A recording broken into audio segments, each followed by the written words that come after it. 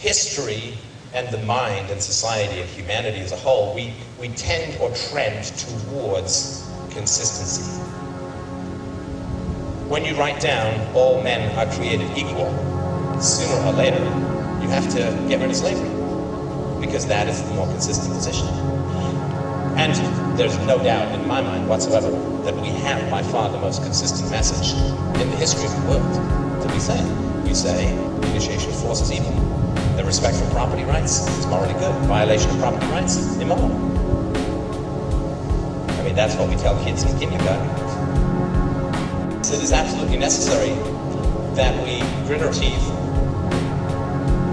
set our willpower to the sticking place, and be willing to make people uncomfortable, to push those conversations, to say to people, if you support the state, you support the use of violence against me as an individual.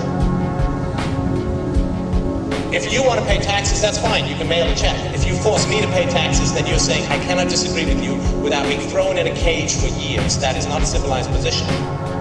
You are not a civilized human being if you advocate the initiation of force against other human beings. I'm sorry if that makes you uncomfortable, but don't shoot the messenger.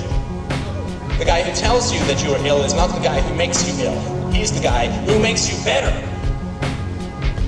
The person who tells you that you support violence if you support the state is not the person who makes you bad. That is the person who can make you good by identifying the corruption that you support. And there is an enormous amount of discomfort in the moral conversation of mankind. Because owning the moral conversation is owning the world. Owning the moral conversation is owning the violence or the lack of violence in society. Owning that moral conversation is fundamentally, I would argue, owning the future. Peace and statelessness and voluntarism and property is the only way to build a civilized future. This we all accept in our private lives. We simply have to break down that barrier that separates private virtue from public vice. We can break down the barrier between private morality and what is called public morality, right? So for you and I to initiate the use of force to steal something because we happen to be poorer than our neighbor is wrong, is immoral. We go to jail for that. For the government to do it is democratic egalitarianism. It's caring for the poor, it's being good, it's being right, it's being lovely. If we crank out a printing press of dollar bills in our basement, oh my goodness, we are evil counterfeiters. We must go to jail. Ah, you see, but for the government it's sound fiscal policy. If I go kill a man who is not threatening me as a private citizen, that is evil. It's about the greatest evil. And I will go to jail for decades, or perhaps even go to my grave at the hands of the state. Ah, you see, if I put a green costume on me and ship me overseas, suddenly I get a medal and a pension. Because there is this opposite world. You step into this opposite world, it's through the looking glass. The private virtues and vices get completely reversed when you go to the public sphere. Now, the initiation of force is not only permissible, it is moral. And to not initiate force is immoral.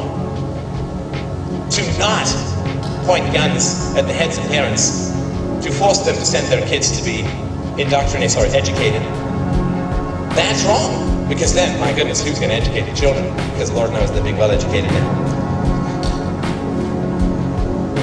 And so, to break down this barrier between what we all fully accept as moral and immoral in our private lives, and which we are told incessantly and repeatedly and rightly is immoral and moral in our private lives, to simply extend that to everybody, to be all-inclusive, to be consistent, that there is no magical aura called being a politician that exempts you or reverses the fundamental common law morality of mankind. That is a consistent position, and consistency will win, if we will it. It's coming. It's not here yet. It's going to be here soon. It's coming. When it never comes, you sit there. Because all you want to do is steer with some momentum behind you, but that momentum will never come. The momentum never comes. The momentum has to be made. It has to be willed. There are no shortcuts. There is no easy path. There is not ever going to be a momentum that makes the ideas of peace and voluntarism and statelessness and freedom palatable to people. everybody will tell you, wait for the right time. I focus on something a little different. It's the recognition that history,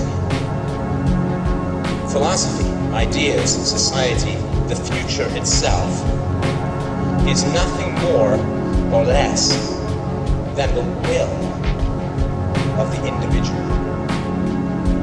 And what looks like social change, what looks like a general movement, is simply the weight left behind by the will of the individual.